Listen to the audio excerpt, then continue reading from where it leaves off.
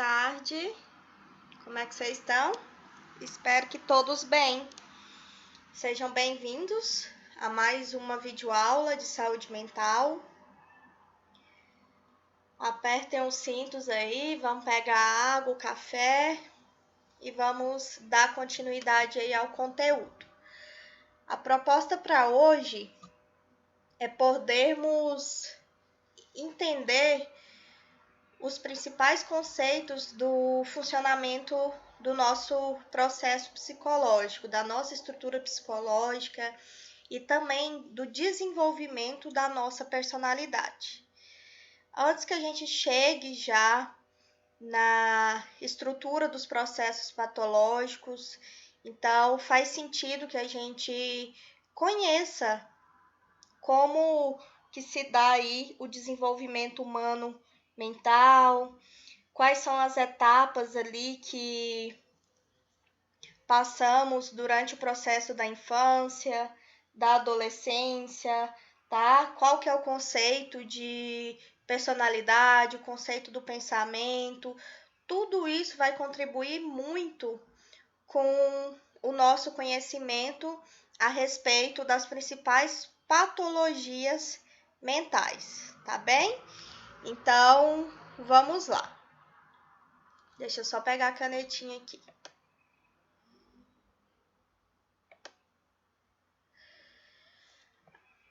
Desenvolvimento humano e mental. A psicologia do desenvolvimento, ela é o estudo das modificações do comportamento. E esse estudo dessas modificações acontece ao longo do tempo, ou seja, ao longo da nossa vida e ao longo das etapas do nosso desenvolvimento, seja ele físico, mental, cognitivo, tá? Essa mudança de comportamento, ela ocorre através das mudanças na forma e na organização das respostas que a gente dá perante nossas vivências e conflitos que a gente passa no nosso dia a dia. O desenvolvimento humano, pessoal, ele é muito rico e diversificado, né? Então, aí, cada pessoa, ela é singular, ela é única.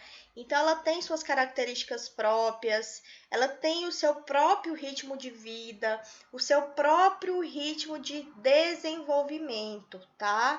Então, é por isso que diferencia um temperamento de uma pessoa da outra, tá? Então, aqui falando para vocês, o comportamento humano, ele é singular, né? Então, quando eu falo que esse comportamento ele é singular, o que eu quero dizer para vocês? Que ele é único de cada ser humano, de cada indivíduo, ou seja, eu, professora Nara, eu tenho um tipo de comportamento humano que é diferente do da Juliana, que é diferente do Tiago. Então, é justamente isso que nos diferencia um do outro, tá joia? Então, vamos lá. Maturidade. Quando eu falo de maturidade, a gente tem que lembrar dos aspectos sociais, dos aspectos físicos, intelectuais e também emocional. O desenvolvimento mental, qual que é a definição? É uma ampliação dos horizontes, ou seja, é o aumento da capacidade para lidar com determinadas situações da nossa vida. Capacidade de se concentrar, capacidade de atenção perante as coisas e as diversidades, né? Por períodos cada vez mais longos. Então, esse desenvolvimento mental, ele atribui aí um desenvolvimento da memória e o aumento da capacidade do nosso raciocínio, tá? Agora, vamos entender de que forma que esse desenvolvimento humano e mental, ele se comporta nas fases de crescimento. De 0 a 2 anos, a literatura traz para a gente como um período sensório-motor, Ok, professora, mas durante esse período sensório motor, quais são as características aí que a literatura traz para a gente? Qual que é a personalidade dessas crianças que estão ali nessa fase de desenvolvimento? Então, nessa idade, temos ali crianças percebendo o ambiente e agindo sobre ele. Ou seja, é durante essa fase que ocorre o desenvolvimento da consciência do próprio corpo. É onde começa a vir as descobertas, né? Quem é mãezinha aí acompanha, né? Tem o conhecimento que é a fase que os bebês começam a se tocar, né? Pega no pezinho, começa a descobrir os dedos, os movimentos, as cores, né? Então, é nessa fase de 0 a 2 anos que ocorre o desenvolvimento da inteligência, certo? Já no período de 2 a 7 anos, a literatura traz para a gente como um período pré-operatório. E o que acontece nessa fase? Nessa fase já ocorre um desenvolvimento da linguagem. É onde as crianças já passam a desenvolver, trocar algumas palavras, né? Tem uma característica de socialização da ação, que é aquela atividade de faz de conta, onde ocorre ali em formato de desenhos, dos sonhos, ocorre o desenvolvimento do pensamento a partir do pensamento verbal. Então, essa fase aqui de 2 a 7 anos é aquela famosa fase dos porquês, né? Causa e efeito. Então, as crianças acabam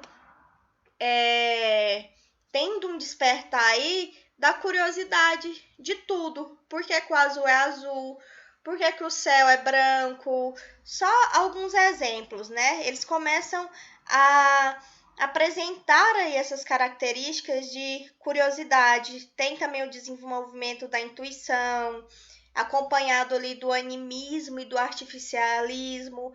Para quem não tem conhecimento, o animismo dentro da psicologia infantil, ele designa ali para a criança uma modalidade onde as crianças começam a dar vidas para os objetos. É aquela fase da imaginação, né? Que eles acabam ali enxergando e relacionando coisas, objetos pela alma. Então, o animismo é esse conceito, tá? É aquela fase que as crianças começam a dar vidas para os objetos.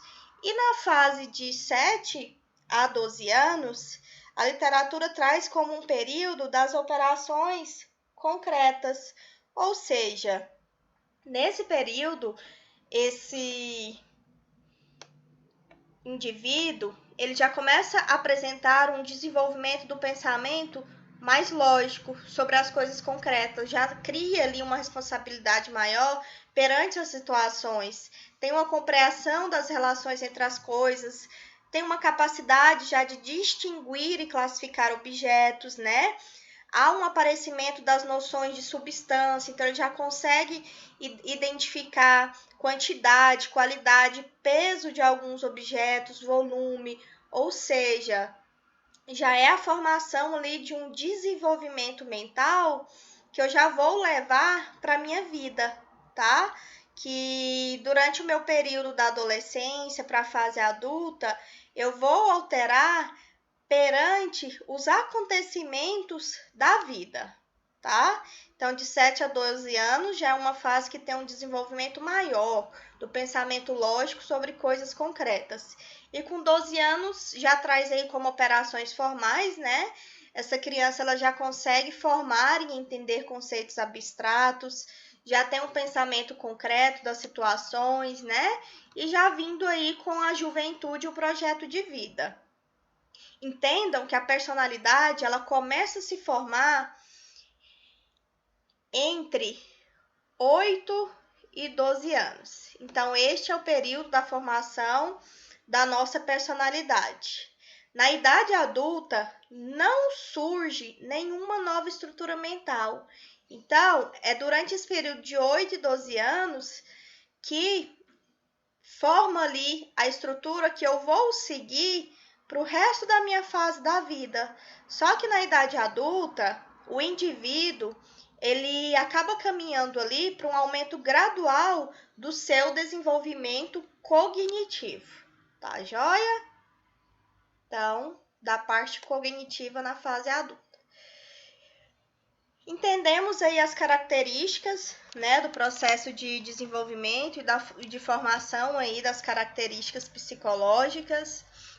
Agora iremos compreender alguns fatores principais que influenciam aí no desenvolvimento humano.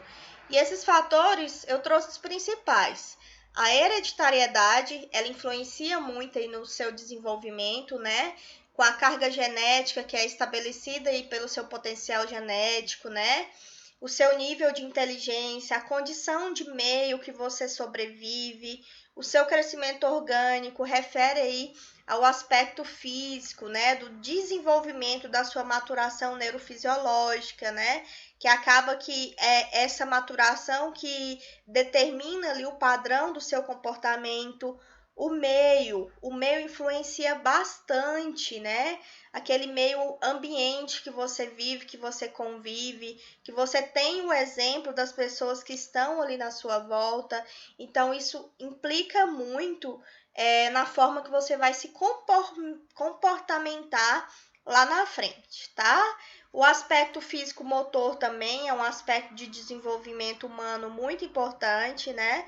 Porque é através dele que identificamos ali o crescimento orgânico, a maturação neurofisiológica de cada pessoa. Aspecto intelectual é a capacidade de pensamento e de raciocínio de cada pessoa. O aspecto afetivo emocional, que é o modo que o indivíduo interage com as suas experiências, principalmente da forma de sexualidade. O aspecto social, que é a maneira como o indivíduo reage diante das situações que envolvem outras pessoas. Então, é saber lidar com o outro, tá? Conviver com pessoas. Então, agora, vamos entender o conceito dos principais processos cognitivos. Quando eu falo de cognição, o que vem na mente de vocês? O que vocês entendem por cognição? A cognição, ela é um ato ou um processo de conhecer. Então, ao se falar de cognição, lembra que é um processo que envolve a atenção, envolve a memória, envolve o juízo, a percepção, o raciocínio, a imaginação, a linguagem, o pensamento e também o significado. Ou seja, gente, a cognição, ela é uma expressão relacionada com o processo de aquisição de conhecimento. Então, quando eu falo da memória, quando eu falo da percepção, da imaginação, da linguagem, do pensamento e do significado, entendam que todas essas características, elas fazem parte do desenvolvimento intelectual de cada indivíduo, tá? Então, essa é a definição de cognição, certo? Já a percepção, ela vem aí como uma função cerebral que atribui significado a estímulos sensoriais a partir do histórico de vivências passadas, ou seja, a percepção, ela consiste na aquisição, na seleção, na interpretação e organização das informações obtidas pelos sentidos. Então, verifique aqui que duas pessoas estão tendo uma percepção diferente de um mesmo número, dependendo aqui do ângulo, né, que elas estão. O seu João vê esse objeto como o número 6. Já o seu Antônio, ele vê o objeto como o número 9. Ou seja, a percepção do mundo, ela é diferente para cada um de nós. Vai depender do ângulo de visualização, do momento da vida que você está convivendo para obter determinados resultados, determinadas percepções.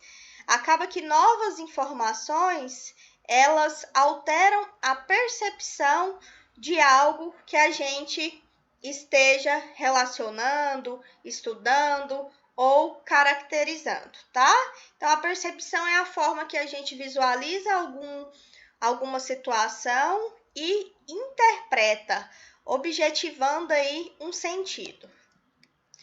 Já a memória, né, um processo cognitivo extremamente importante, né? É através da memória que conseguimos focalizar coisas específicas, né? A memória também é a nossa base do conhecimento. O quão seria bom, né, se tivéssemos um HD na nossa cabecinha para conseguirmos memorizar tudo que a gente estuda, tudo que a gente lê, seria muito bom, né? Mas a ciência aí, a psiquiatria acaba trazendo para os dias de hoje vários exercícios, várias terapias que trabalham totalmente essa parte da memória, né? Para que a gente não perca, que a gente esteja estimulando, né? Obtendo aí métodos saudáveis, atividade física, alimentação, isso acaba contribuindo muito para que a gente mantenha uma vida saudável e preservando ali a situação da nossa memória. Então, a memória é um processo cognitivo extremamente importante, tá? Infelizmente, a nossa memória ela se deterioriza aí com a idade. Então, a memória ela acaba sendo aí um processo que conecta pedaços, né? E conhecimentos a fim de gerar novas ideias. As nossas decisões diárias, elas são geradas através desse processo de memória, dessa montagem, dessa conexão desse quebra-cabeça que acaba alinhando diversas informações aqui na nossa mente e que vão nos guiar no processo de tomada de decisão. Entendam a memória como o armazenamento de informações, né? De fatos obtidos aí através de experiências ouvidas e vividas no dia a dia.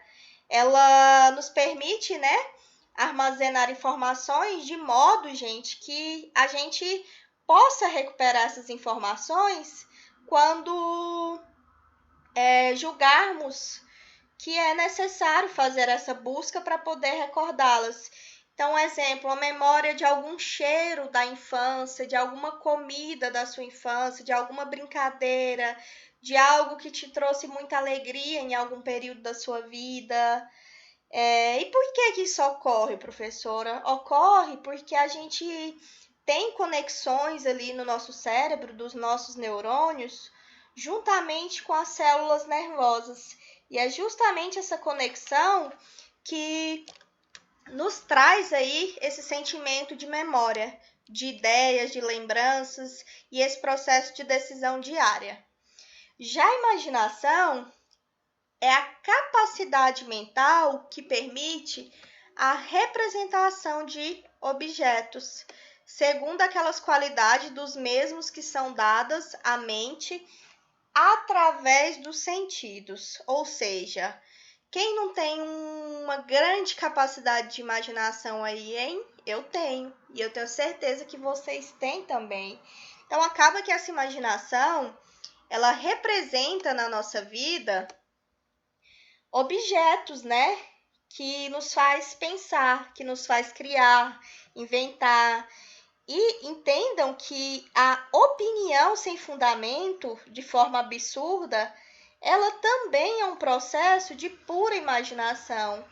Às vezes nos pegamos aí indo longe, né? Num processo de imaginação, pensando lá na frente, no nosso futuro. Essa é uma capacidade mental e se chama imaginação. Tá joia?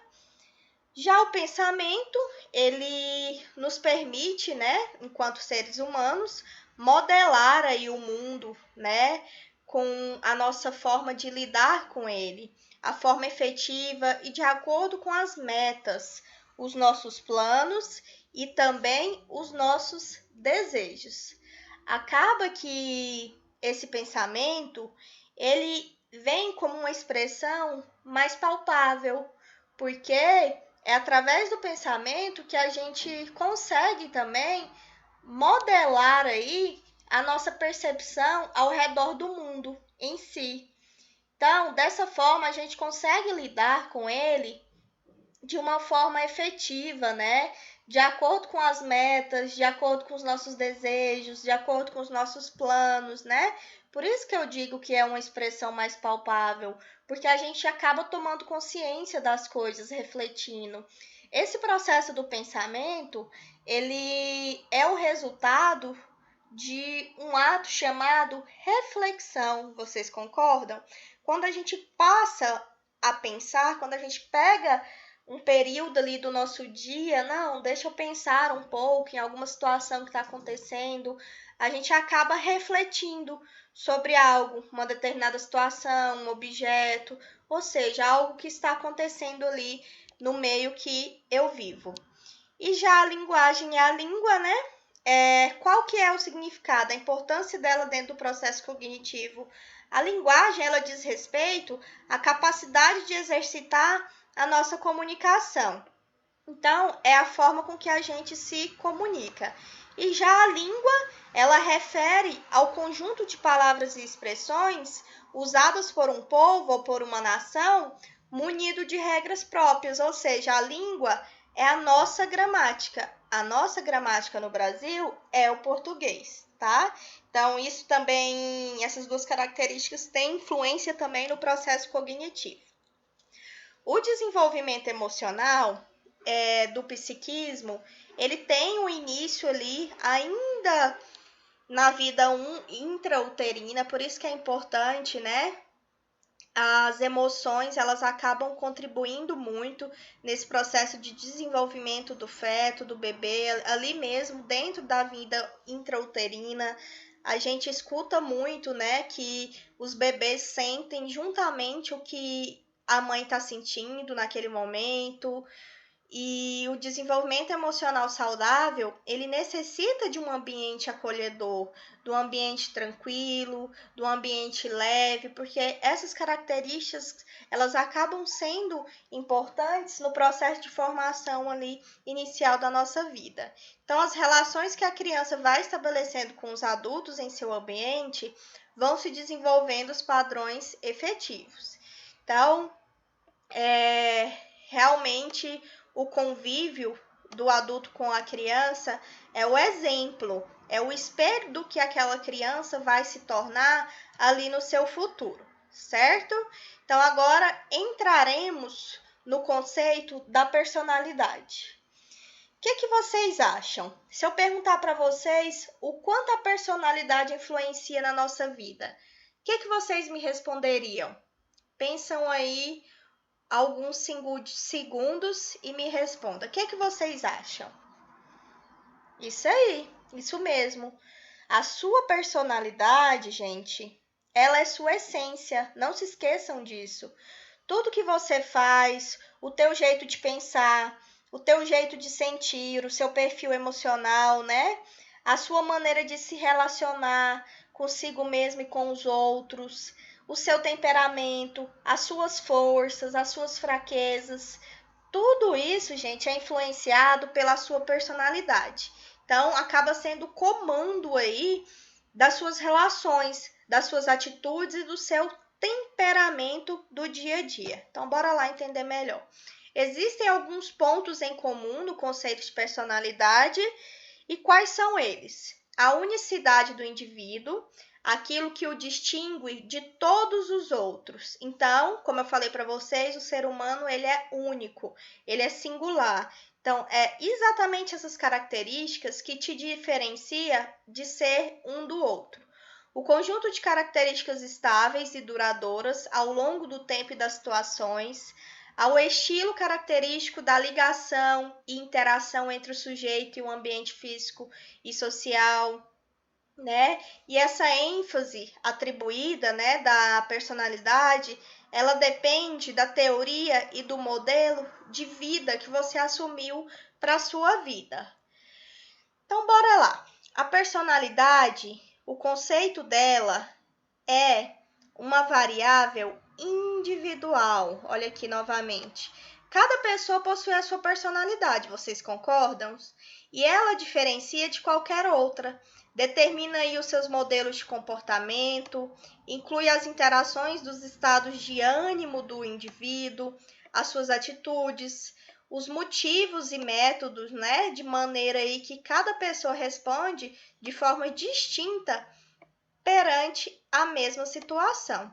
Então, mais uma vez, né, uma pessoa lidando com determinada situação, ela pode agir totalmente diferente da outra. E a justificativa para que isso aconteça está no nível de personalidade representada. Então, a personalidade ela representa ali uma propriedade estrutural e dinâmica de um indivíduo, tal como essas refletem nas suas respostas, nas suas características ou peculiares a diversas situações, tá? Então, ela forma aí características inatas, acaba tendo uma acumulação de experiência e ações recíprocas entre o ser humano e o meio ali que ele está vivendo. É um traço psicológico, um conjunto de traços psicológicos interno que determina ali a forma com que o indivíduo se comporta em distintas situações. Então, em resumo, é a personalidade que determina as nossas ações, certo? Espero que tenha ficado claro aí para vocês essa definição. Então, todo mundo tem sua opinião sobre a personalidade de uma pessoa. Olha para alguém que está aí do seu lado, em casa, quem não tiver com ninguém, imagina aí uma pessoa. Você tem uma opinião sobre a personalidade dessa pessoa que você está observando? Então é isso. A personalidade ela vem para estudar os indivíduos, as diferenças entre eles. E vocês acham que é possível modificar a nossa personalidade? O que vocês acham? Eu acho que sim. Não é um processo fácil, nem rápido, mas sim, é possível sim modificar a nossa personalidade. E de que forma, professora?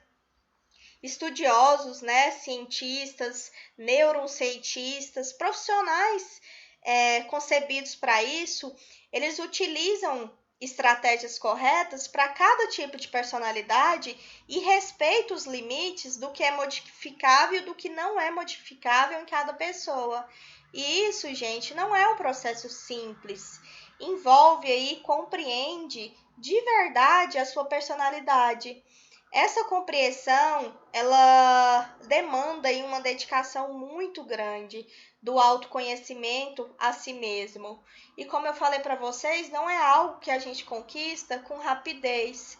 Requer aí uma dedicação, um tempo e muito treinamento com uma equipe que seja capacitada para te envolver nesse processo. Aí eu trouxe algumas perguntinhas aqui para a gente refletir. O que vocês acham? As pessoas elas são parecidas e não diferentes? Como entender o que nos faz agir de uma maneira ou de outra? Como nos desenvolvemos a partir da infância? Então tá aqui as respostas. Eu vou passar esse slide, eu vou deixar aqui para vocês pausando e lendo em casa para a gente não prolongar muito a aula para não ficar cansativo para vocês. Mas aqui está a pergunta e a resposta de como que a gente atinge aí esse nível de personalidade. Aqui é a parte mais importante da aula, tá? Eu trouxe toda a conceitualização a título de conhecimento para vocês entenderem aí como que é o processo, a formação aí do nosso processo psicológico e da personalidade, mas daí agora vamos entrar na área patológica, vamos entender os principais conceitos das personalidades psicopáticas, que é exatamente o que a gente vai lidar no nosso dia a dia, trabalhando com a saúde mental ou ali na atenção primária, né?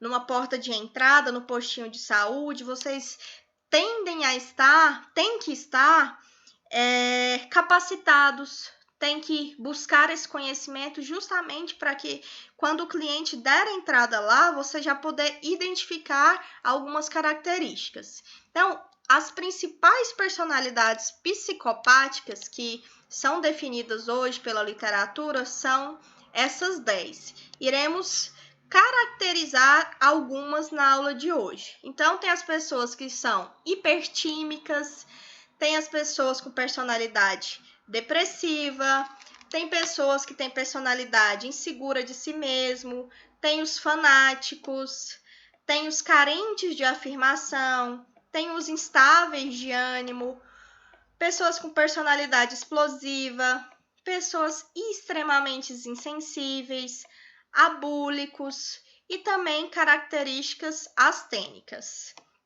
Em razão da multiplicidade das configurações e combinações individuais, é muito raro, gente, que uma qualidade só predomine tanto e caracterize uma pessoa a ponto de se poder designá-la corretamente por ela. Então, são muitas características, né? E de forma individual. Então, é um leque aí de sinais e sintomas, é um leque de características que nos levam aí a entender os processos patológicos e os desenvolvimentos de transtorno de personalidade. Quais são os fatores que levam essas pessoas a desenvolver esse transtorno de personalidade? Tem aí os fatores genéticos, tá? Que os estudos trazem. Foi identificado num estudo que em pessoas que são gêmeas de monozigotos tem uma concordância muito grande para evoluir com transtorno de personalidade, tá? Então tem essa diferença aí, o monozigótico ele tem uma influência muito maior do que o dizigótico. Então o fator genético é um fator de risco para desenvolver transtorno da personalidade. Fator biológico também é um fator de risco para desenvolver transtorno da personalidade. Em fator biológico são as questões hormonais, tá? Os neurotransmissores. E também outro fator de risco entra o fator psicoanalítico, né? Que acaba sendo aí um mecanismo de defesa. São pessoas que vivem no mundo ali de fantasias, de dissociação, de isolamento, que agem ali com uma forma de agressão passiva e tem características de atuação no dia a dia, tá? No processo da vida. Então, esses aqui são as causas, fatores de risco, tá bom? Entendam que os transtornos de personalidade, eles são considerados como padrões persistente de experiência íntima de cada pessoa, do seu comportamento, e desviam aí de forma acentuada a expectativa do ambiente cultural do indivíduo. Então, esses transtornos de personalidade, eles são permanentes, tá?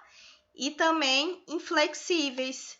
Podem iniciar ali na fase da adolescência ou no começo da vida adulta, agem ali num tempo de forma estável, conduzindo a mal-estar ou alterações de conduta, tá bom? Na prática mesmo, existem aí alguns critérios operacionais que são usados para identificar, para fazer o fechamento desse diagnóstico, tá? Do tipo de transtorno da personalidade. Essa autonomia ela é do médico, tá? Quem fecha o diagnóstico do tipo de transtorno da personalidade é o médico, tá lá no código de ética, né? E a importância da enfermagem é realmente o conhecimento dessas características para saber lidar não só com o paciente, mas também com a família. Então, trouxe para vocês aqui 3 categorias principais. Temos o tipo de transtorno de personalidade paranoide, o esquizoide e a esquizotípica. Temos também o transtorno antissocial, o limítrofe, que é conhecido aí como borderline, algumas pessoas falam, outros falam borderline, a histriônica, o narcisista, o dependente, o obsessivo-compulsivo e o esquivo. Então, irei pontuar alguns, não é importante que vocês saibam todos. Então, o que eu trouxe para vocês são os principais, tá? Então, tomem nota. Quais são as principais características que a gente identifica que a pessoa está desenvolvendo aí um transtorno da personalidade? Então, geralmente tem um surgimento precoce aí, com uma tendência a permanecer estável ao longo da vida, manifestam aí um comportamento e reações afetivas desarmônicas, envolvendo vários aspectos da vida do indivíduo, tem um período de estabilidade longa, duração do padrão anormal do comportamento, né? E de respostas afetivas e volitivas, podem ser ali limitados ao episódio de uma doença mental. Esse padrão anormal, ele inclui muitos aspectos do psiquismo e da vida social do indivíduo. É um padrão comportamental mal adaptativo. São condições aí não relacionadas diretamente à questão orgânica da lesão cerebral, tá? Ou transtorno psiquiátrico. Com certeza, gente, quem sofre de transtorno da personalidade leva aí a algum grau de sofrimento, porque essas pessoas costumam ter características de conviver ali com algum tipo de solidão, de angústia, amargura, uma sensação de fracasso pessoal, tem muita dificuldade de se relacionar e por aí vai. E geralmente contribui ali para o mau desenvolvimento social e também ocupacional. Então, isso acaba afetando a vida profissional e a vida particular dessas pessoas que desenvolvem aí transtorno da personalidade. Beleza? Então, vamos lá iniciar os conceitos. O primeiro a ser estudado vai ser o transtorno de personalidade paranoide. Quais são as características desse transtorno? Essas pessoas que sofrem de transtorno de personalidade paranoide, eles são extremamente sensíveis, tá? Tem uma característica ali de rejeição, tem uma tendência a guardar rancores de situações, são pessoas extremamente desconfiadas, tá? Distorcem aí experiências por interpretar erroneamente as ações e as pessoas. Então, são pessoas que agem ali de forma obstinada ao senso de direitos pessoais, de acordo com situações reais. Tem uma experiência aí de uma tendência, né, a usar a experiência da autovalorização excessiva, muito preocupado em sempre dar explicações conspiratórias e não substanciais. A prevalência desse transtorno paranoide é de 0,5 a 2,5 da população geral. E é mais comum nos homens, tá? Então, foca aqui só nas características. Falou em personalidade paranoide para vocês, peguem as principais características: sensibilidade excessiva, excesso de rejeição, uma pessoa desconfiada, né? É uma pessoa que se preocupa ali com explicações conspiratórias e é mais comum em homem. Essas são as características mais importantes. Já o transtorno de personalidade esquizoide são aquelas pessoas que apresentam características ali onde poucas atividades produzem um prazer à sua vida, possuem uma frieza emocional, um embotamento afetivo, têm uma capacidade limitada para expressar sentimentos, não conseguem, tem uma característica de indiferença aparente a elogios ou críticas, apresentam pouca experiência sexual por outra pessoa, costumam se isolar, tá? Preferem atividades solitárias, têm uma preocupação excessiva com fantasia e introspecção, não tem amigos íntimos, não possui confidente, porque ele não confia nas pessoas, tá? E tem uma insensibilidade marcante para com normas e convenções sociais. Esse tipo de transtorno esquizoide, ele tem uma relação maior também com os homens, tá? De 2 para 1. Então, é mais comum nos homens. Focar nas características e em quem é mais comum. O transtorno de personalidade antissocial são os famosos sociopáticos. Quais são as características? O transtorno de personalidade antissocial, o sociopatia, tem uma indiferença aí pelos sentimentos alheios das outras pessoas. São pessoas que agem com atitude persistente de responsabilidade, desrespeitando normas, rotinas e regras das obrigações sociais. Também tem uma incapacidade para manter relacionamento, embora não haja com dificuldade em estabelecê-la. Então, ele consegue estabelecer a relação, só que ele não consegue manter, dar continuidade. Tem uma baixa tolerância aí a frustrações e baixo limiar para descarga de agressão, incluindo a violência.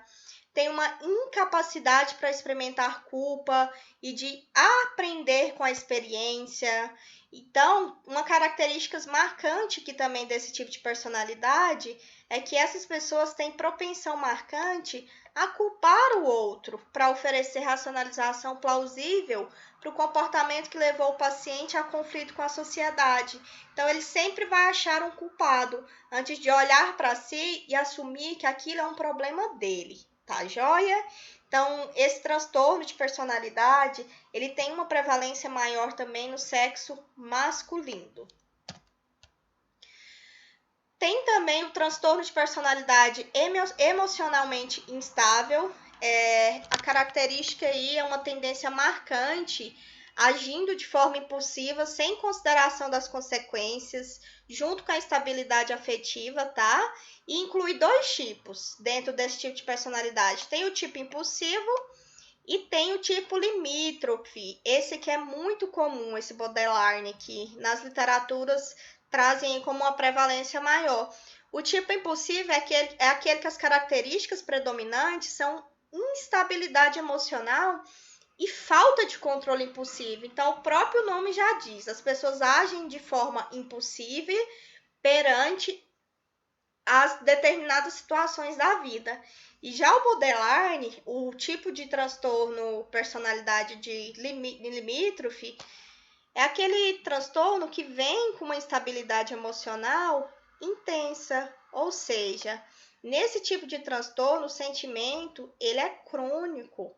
Tem uma cronicidade ali de um sentimento de algo vazio dentro dessas pessoas.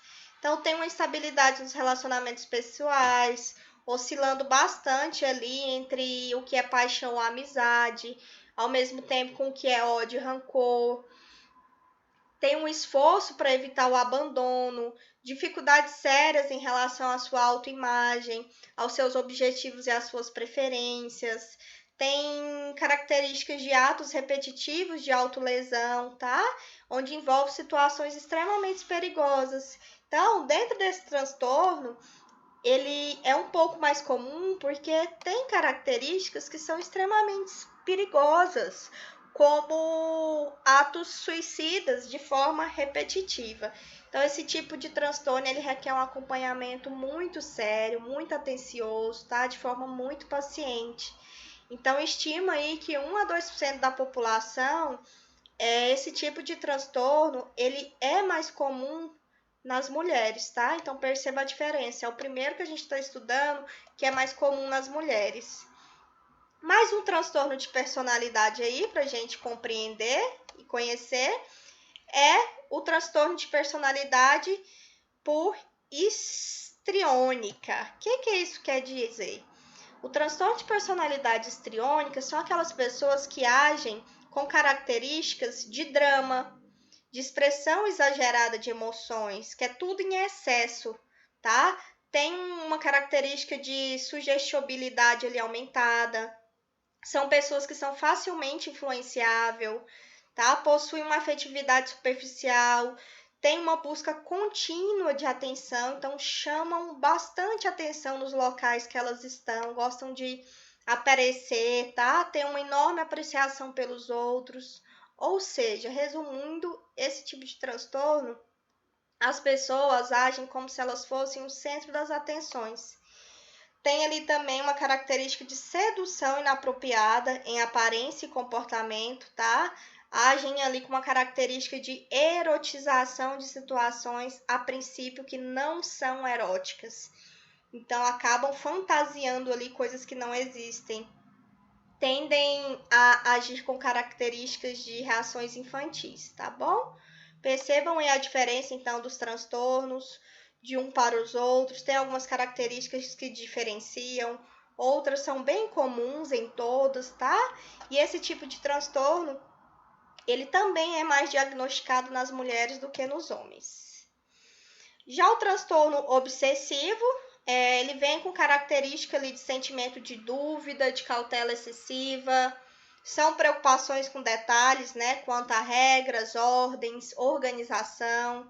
São pessoas perfeccionistas, tá? Isso atrapalha muito nas tarefas da vida diária. Tem ali um excesso de consciência, né, uma rigidez maior, um processo de teimosia, uma insistência não razoável para que os outros se submetam à sua maneira de fazer as coisas. E esse tipo de transtorno, a sua prevalência, ela ainda é desconhecida pela literatura, mas algumas trazem que é mais comum do que nos homens do que nas mulheres, tá? A prevalência que é desconhecida, aquela porcentagem. E o transtorno de personalidade ansiosa ou de evitação, a característica são sentimentos persistentes, invasivos, de tensão e apreensão, tá? Tem ali uma crença que essa pessoa acha que ela é totalmente desinteressante, que ela é inferior aos outros. Essas pessoas agem com uma preocupação excessiva em ser criticado ou rejeitado, relutam aí em se envolver com pessoas e se conviver, tem restrições no estilo de vida devido a essa necessidade da segurança física, tá? Evita ali atividades sociais e ocupacionais, justamente para não estar envolvido com pessoas, porque esse tipo de transtorno, essas pessoas, elas vivem com medo de serem desaprovadas ou rejeitadas pela sociedade. E o transtorno de personalidade dependente são características ali que permitem ali que a maioria das pessoas ajam com uma característica de bastante coragem, tá? São pessoas subordinadas sobre as suas necessidades, tem uma relutância em fazer exigências, ainda que razoáveis, às pessoas que dependem, sentem-se desconfortáveis ou desamparados quando estão sozinhos, possuem preocupações com medo de ser abandonado e ter que cuidar de si, e têm uma capacidade limitada para tomar decisões no seu cotidiano. Então, o próprio nome diz, é um transtorno de dependência. Essas pessoas necessitam estar ao cuidado do outro, tá? Elas se sentem mais seguras sabendo que tem alguma pessoa ali para poder ampará-lo. Tem medo de serem abandonados, tem medo de cuidar de si de forma singular e tem uma capacidade limitada para tomar diversas decisões. Então, ali nós estudamos os principais transtornos de personalidade, tá? Não se esqueçam, cada um com suas características e qual a sua maior prevalência. E agora, para finalizar, eu quero passar para vocês as personalidades e os seus traços. Isso aqui é bem legal, tá? Então, assim, o que é aquela pessoa astênica? Quando a gente fala que uma pessoa está com uma característica de astenia, que está astenoide. Então, são pessoas que têm ali uma fatigabilidade fácil, possui características de pessimismo, incapacidade para o prazer, falta de confiança nas pessoas, possui ali um sentimento de menos-valia, um baixo nível de energia e falta de entusiasmo na vida. Então, essas são as pessoas astênicas. Já os traços de hipocondria, tenho certeza que a maioria aí já ouviu falar em pessoas que são hipocondríacas, né? O que isso quer dizer quando eu falo que alguém é hipocondríaco? É uma característica de obsessão com a ideia de ter um problema médico grave. Só que na cabeça, essa ideia, ela se formou apenas ali na sua imaginação, porque não tem nada que foi diagnosticado de forma correta. Então, a hipocondria, ela geralmente se desenvolve durante a vida adulta. São aquelas pessoas que são viciadas, dependentes em medicamentos, mesmo que não haja dor, que não haja sintoma. Os sintomas das pessoas hipocondríacas incluem aí um medo intenso e prolongado de ter uma doença grave, tá? E preocupação de que sintomas pequenos também possam indicar algo grave. Um exemplo, uma pessoa desenvolve uma cefaleia ali no período da manhã e na imaginação dela, ela já sugere que seja algo mais grave, que possa ser um tumor, para você ver o nível de gravidade que a mente, que a imaginação leva essas pessoas que possuem essa personalidade. Então, a pessoa mesmo mudando ali de médico com frequência, se consultando, ela persiste em manter essa obsessão com a ideia de ter um problema grave. Então, essas são as características das pessoas que têm esse traço aí de hipocondria. O psicopata já são aquelas pessoas que agem somente em benefício próprio, tá? Só olham para o seu próprio nariz. São pessoas desprovidas de sentimento, de culpa e dificilmente estabelecem laços afetivos com alguma pessoa. Os psicopatas, eles possuem uma autoestima muito elevada, tá? Então, eles agem ali com mentira, com a manipulação e com a enganação. O voyeurismo, não sei se vocês já ouviram falar nesse traço de personalidade, são aquelas pessoas que têm o prazer em estar observando o outro, tá? Isso é um tipo de transtorno de personalidade. A gente às vezes acha que não é, tá? Chega a ser doentio.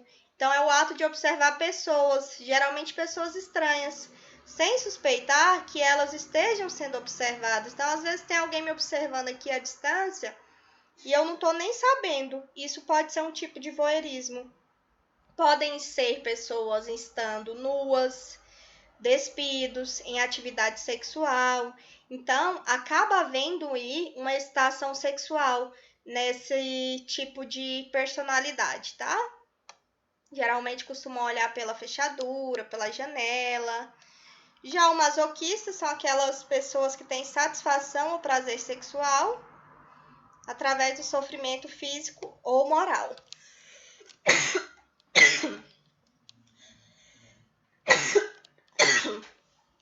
Perdão, deu uma tossezinha. Não é corona não, viu, gente? Então, o masoquista age com essa característica aí, do prazer sexual através do sofrimento do outro. O incesto. O incesto são aquelas pessoas que agem com características e desejos de ter relação sexual entre pessoas que são parentes próximos, tá? Como o pai, o seu filho, o irmão, o tio. Isso é um tipo de transtorno de personalidade, tá? É bem assustador, né? Imaginar que um pai vai ter relação com o filho, mas isso pode acontecer, isso deve ser acompanhado, deve ser tratado, tá? E aqui tem um relato de um caso que aconteceu no Maranhão. Não sei se todos têm consciência, chegou a ver na época, foi um caso de incesto. Olha o relato. Ele me batia muito, me empurrava. Ele me procurava de 3 em 3 dias, de 8 em 8 dias, mas eu não pensava que isso fosse crime. Dessa forma, Sandra Maria, 29 anos, descreveu ontem como era o relacionamento com o pai.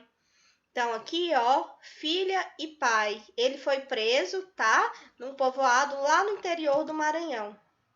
E aqui outros conceitos mais comuns que eu trouxe só para título de conhecimento mesmo, para vocês estarem lendo posteriormente, o que é a pedofilia, a zoofilia, o bissexualismo, tá? O travestismo, tudo isso é um tipo de personalidade e seus traços. Nos termos atuais, as alterações de personalidade não despertam mais interesse, como acontecia antes, como dado semiológico poderia nos ajudar a entender melhor o diagnóstico do transtorno psicótico ou neurótico. O diagnóstico do transtorno da personalidade, ele é valorizado em si, não em função de outras alterações, em relação às quais é encarado como uma comorbidade. Então, quando a gente identifica que alguma pessoa tem ali um transtorno de personalidade, já se tem ali dentro do CID médico, tá? Descrições de determinadas patologias, que esses tipos de características, né, de personalidade, transtornos que a gente acabou de estudar aqui, acabam sendo incluídos como processo patológico. Aqui são só alguns traços de personalidade que as pessoas podem desenvolver. Então, através desses traços, pode levar a um tipo de doença, a um tipo de fanatismo que requer uma ajuda de um profissional. Então, é por isso que é importante a gente entender e conhecer todas as características. O tratamento dos transtornos de personalidade geralmente são feitos aí pela farmacoterapia, né? No auxílio do tratamento psicoterápico, na maioria dos casos, tá? Os pacientes costumam terem uma difícil adesão ao tratamento, tem que ter uma boa relação entre médico, paciente, equipe de enfermagem. Tem a psicoterapia, tá? Que também vem como algo muito importante. Uma abordagem dimensional para a utilização de psicofármacos. Isso vai depender de cada caso. E para finalizar, onde que inclui aí a nossa atuação perante essas pessoas e essas características? Então, a atuação da enfermagem, ela deve ser ali trabalhada no preparo, né? Justamente para atuar como mediadora entre o portador do transtorno de personalidade e a sociedade. Então, acaba que a gente trabalhando ali na área de desenvolver ações qualitativas para enquadrar tais pacientes ao comportamento aceitável, de acordo com a estrutura do domínio psicobiológico, né? Com a regulação dos impulsos e a modulação afetiva, a organização cognitiva e o controle da ansiedade.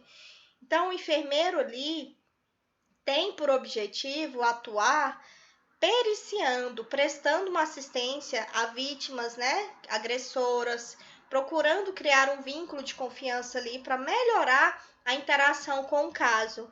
Em alguns casos, a enfermeira examinadora, gente, ela é requerida a testemunhar como perita nos processos legais no Tribunal de Justiça, que isso envolve muito processo. Então, é indispensável o arquivo da documentação detalhada dos exames da vítima e outras anotações, já que alguns processos podem levar anos até chegar na fase do depoimento profissional. Então, eu trouxe essa fala aqui só para vocês tomarem nota da importância de uma boa avaliação, de uma boa anamnese e das anotações. O que não é anotado não é comprovado. Lembre-se sempre disso, tá? Esse foi o referencial bibliográfico que eu utilizei. Muito obrigado por ficarem até aqui.